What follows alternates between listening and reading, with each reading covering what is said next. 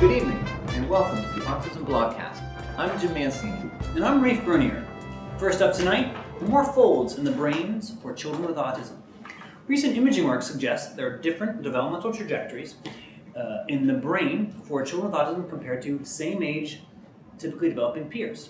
What the scientists found was that in typical development, as children age, certain parts of the brain become more efficient over the course of time to exposure.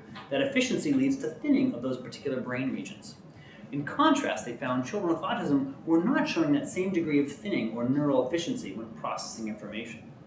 The areas of the brain where they found the starkest and the strongest differences between both groups were parts of the brain that are involved in the way we process social information.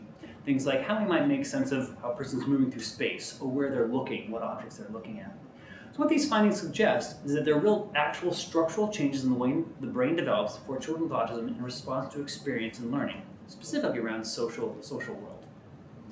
We also want to thank briefly the first commenter for last week's blogcast, and that was Francis Mancini. Francis Mancini?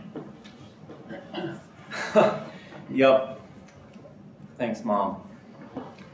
And moving on to some news from Olympia, Governor Jay Inslee signed a bill that provides funding for parent-to-parent programs statewide.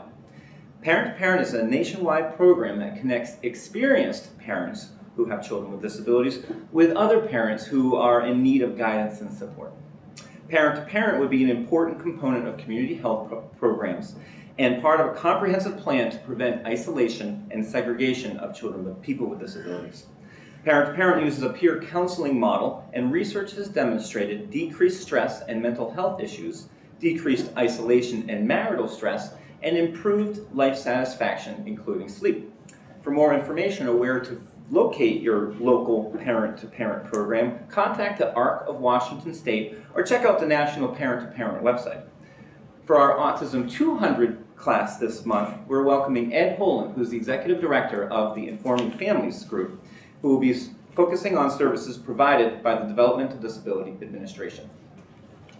In other news, May brings us the annual International Meeting for Autism Research, this year being held in Baltimore, Maryland. Join us next month as we share some of the findings and latest cutting-edge research from the meeting. That's all for now. We'll see you next month.